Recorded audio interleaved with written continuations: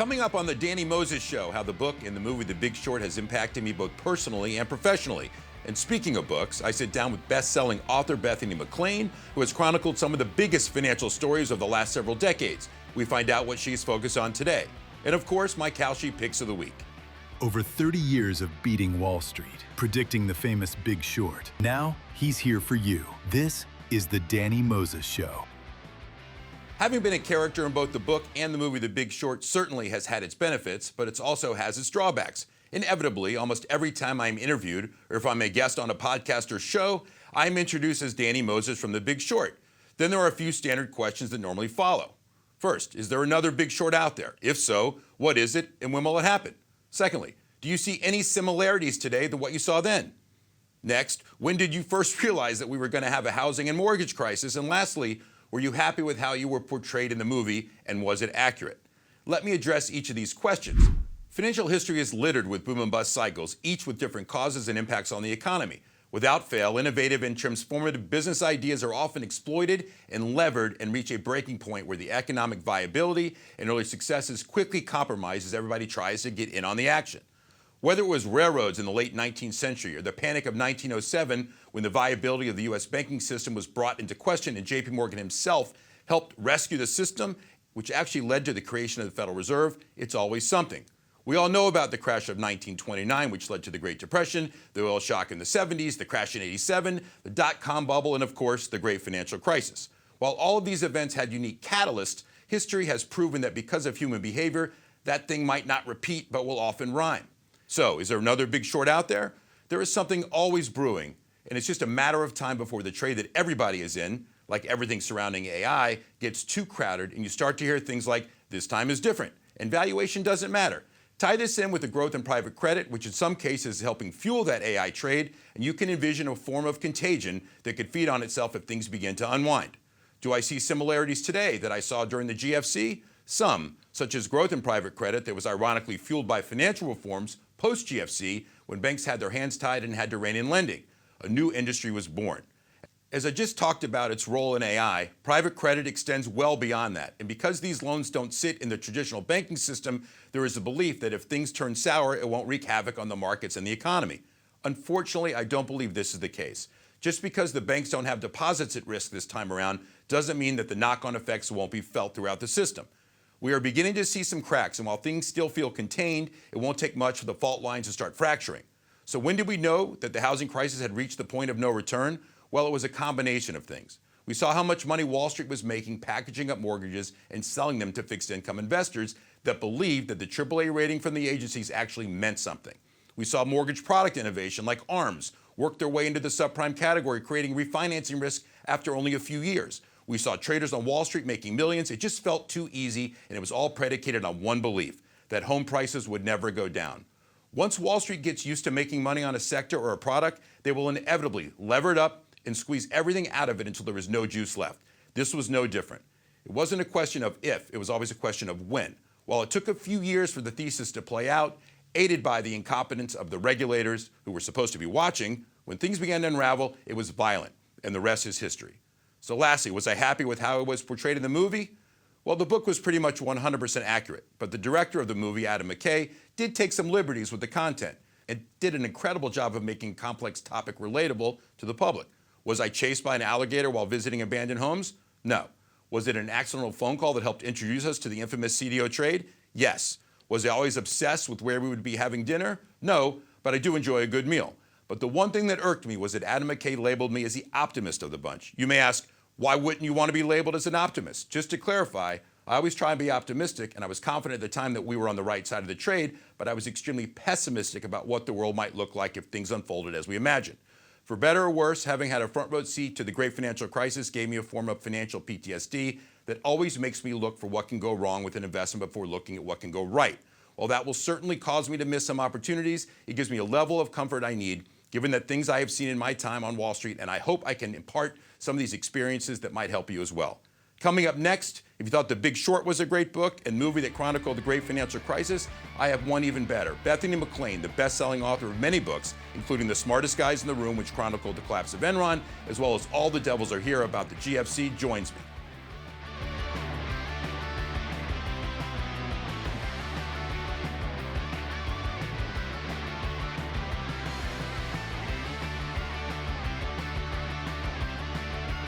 Danny Moses Show is sponsored by Kalshi. The golden age of America is upon us, and our future will be bigger, better, brighter, bolder, and more glorious than ever before. Thank you, God bless you, and God bless America. Bethany, it's an honor to have you on the show. You're a prolific writer, and we have a lot to get to. Any comments on whether we're entering the golden age, as Trump just said? Well, I think it depends on how you want to define golden. I mean, lots of golden places, I guess, but I think there are a lot of worrisome cracks. I agree. I think if you want to take the glasses half full, you can see some good stuff, and if not, you can see some bad stuff. So I just discussed how every crisis on Wall Street is different, but often rhymes. Let's start with the book you are best known for, that you co-authored following the collapse of Enron, called The Smartest Guys in the Room: The Amazing Rise and Scandalous Fall of Enron. You were writing articles and warning people well ahead of Enron's collapse. What first led you there?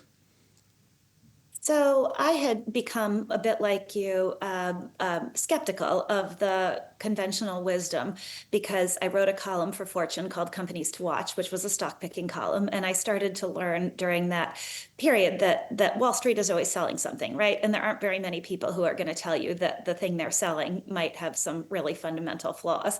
That's just not the way it works. Everybody makes money when things go up. And so in that sense, the business world is a very, very strange thing. So I started trying to get to know short sellers, because I thought, well, it wasn't because I wanted to take down companies. I just was tired of being wrong and tired of not understanding the other side of the story, only to find out after I'd written a piece that I had just missed it. So I got to know Jim Chanos, and at one point he said, if you can tell me how Enron makes its money, please let us know.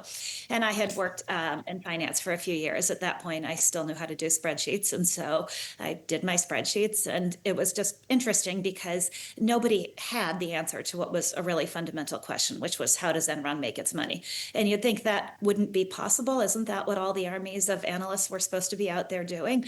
But Enron always spat out an earnings number that was what people wanted to see. And so I think the lesson I learned from that is that if you can give the market a metric that is exactly what they want to see and that looks simple enough, people won't always look underneath that simple and appealing metric. Agreed. And you're extremely busy these days. You're a contributing editor for Vanity Fair. I see new articles from you in the Washington Post. You co-host a podcast called Capital Isn't, about what is and isn't working as it relates to capitalism. I want to play this clip here and get your reaction.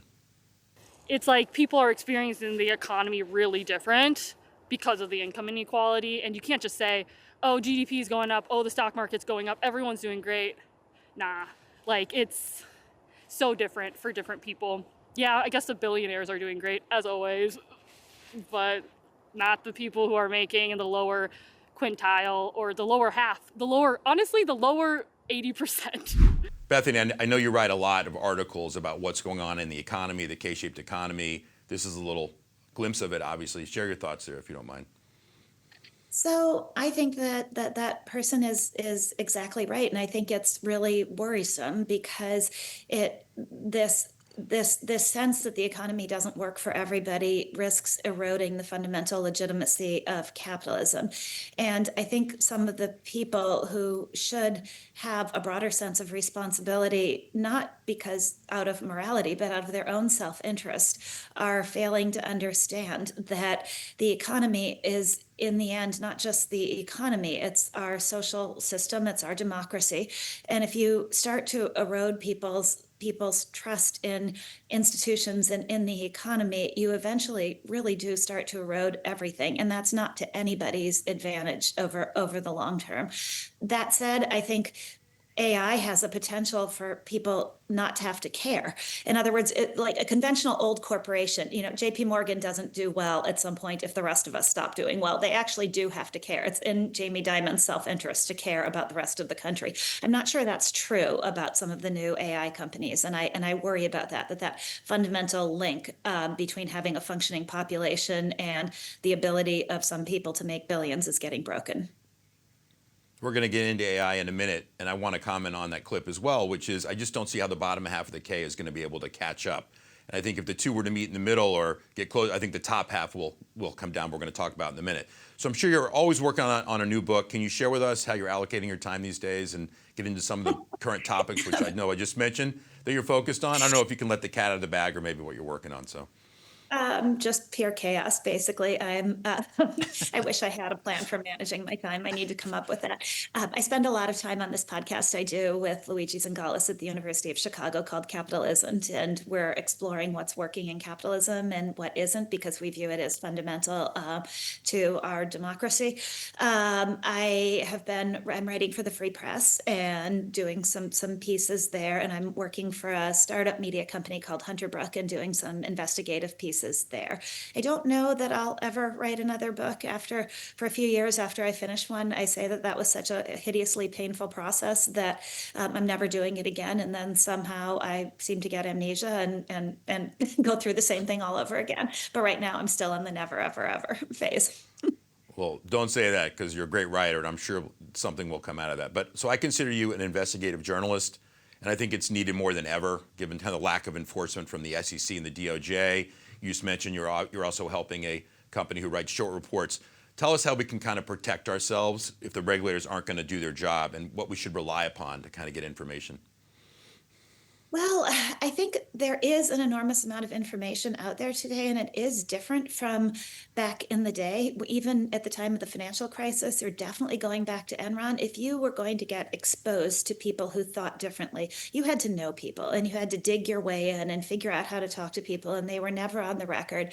Now, if you want to understand the skeptical side of things, it's everywhere. You can find it. And so the challenge then becomes sorting through the information and seeing it in the right context. And I still think that that's really hard because my view is often there's a piece of it's the prism through which you see things that matters, and there's a piece of information that will come along, and it's not that the piece itself is so critical, but it changes how you see everything else. And I think you just have to be very open to changing your mind and very intellectually flexible and not dogmatic. And unfortunately, that just flies in the face of human nature, which is that once we decide on a belief, God damn it, we're going to keep believing it and do everything we can to reinforce that belief. And I think you really have to fight against that.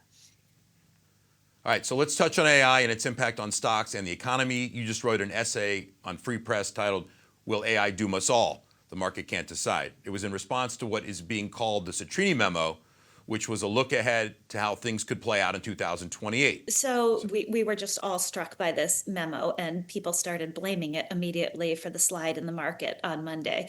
And so the idea was, well, what is this? And I think to me the key is that we're just in a time of fundamental uncertainty, not just geopolitical and economic as we're talking about, but then there's AI on top of that. And so the world is always uncertain, but it's particularly uncertain right now. And at the very same time, a lot of asset classes are priced to perfection. And so nobody really knows how AI is going to play out. And I think when you look at the swing from one case to another, it is so incredibly dramatic. You know, you have this Scrutiny memo arguing that it's basically this doom loop where it's gonna destroy all our jobs and destroy the economy and be an incredibly negative thing for everybody other than the people running AI companies.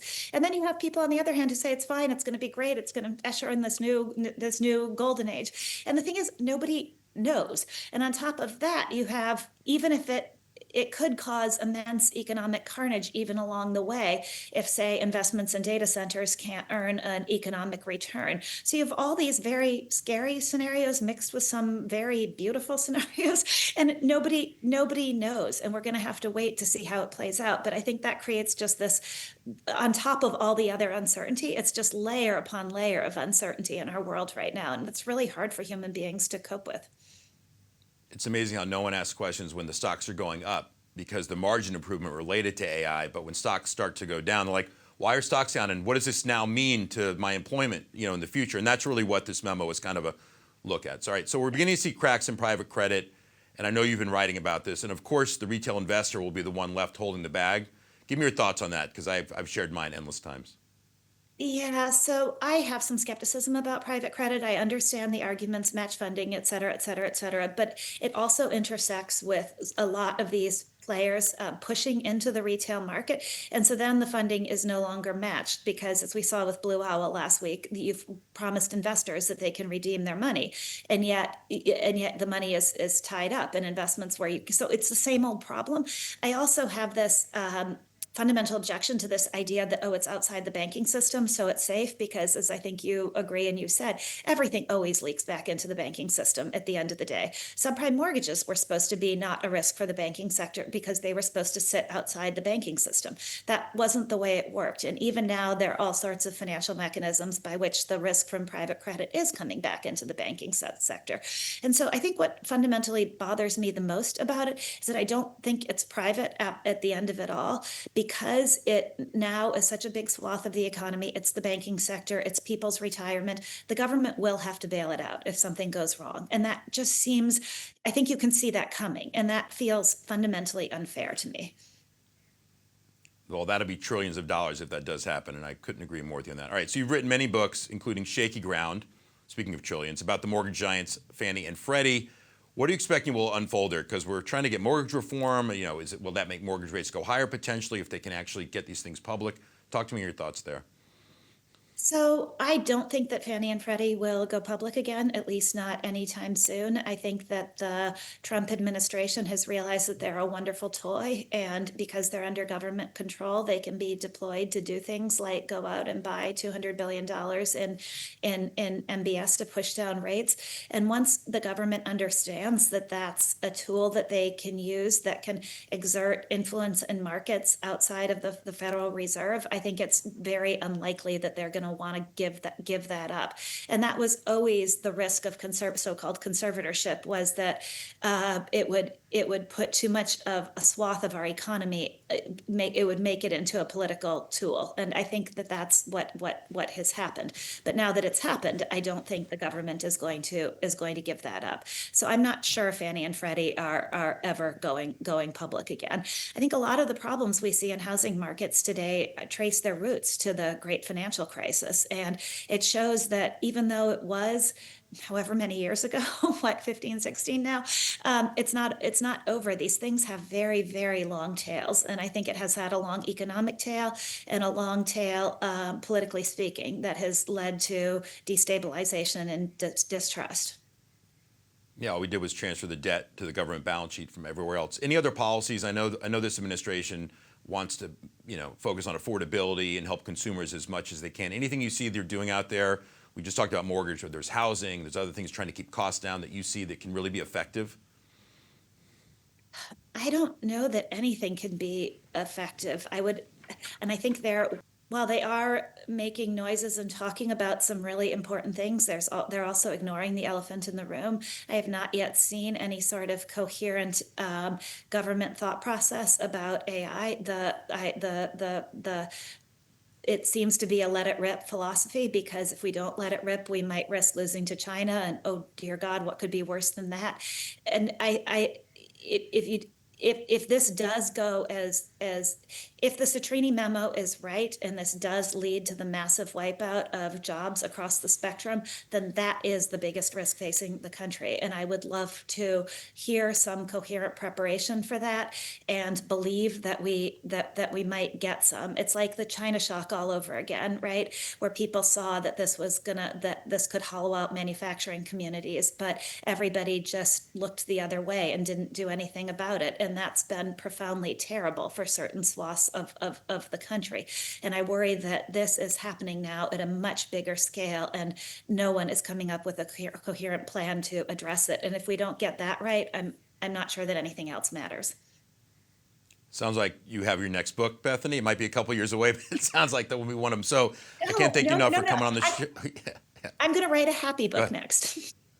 Happy. Okay, good. Let me know when you find that happy. It must not be in the financial markets. It must be in something else. So, well, thank you so much for coming on the show. Keep digging and writing about what people should be paying attention to. I look forward to having you back on, and of course, reading your next book.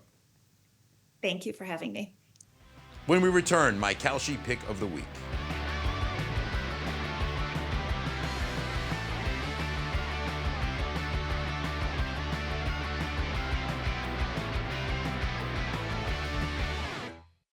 The Danny Moses Show is sponsored by Kalshi.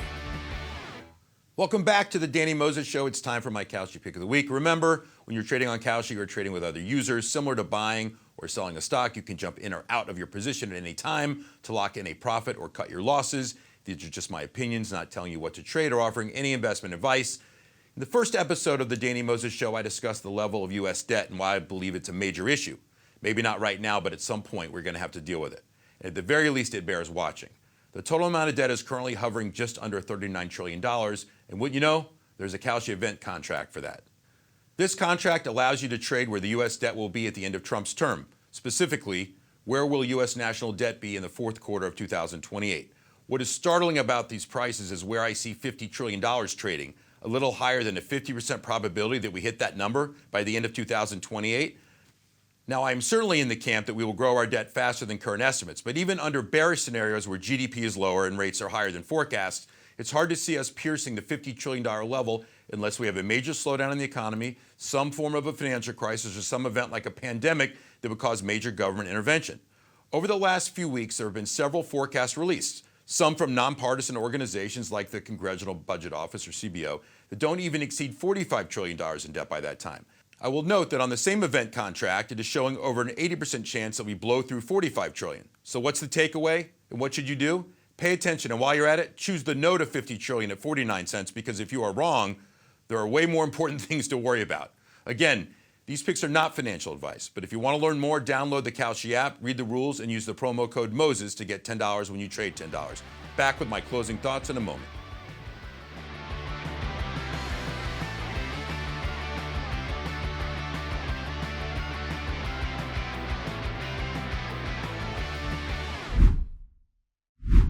Thanks again to Bethany McLean for joining me on today's show, and I hope you enjoyed hearing more about my Big Short journey.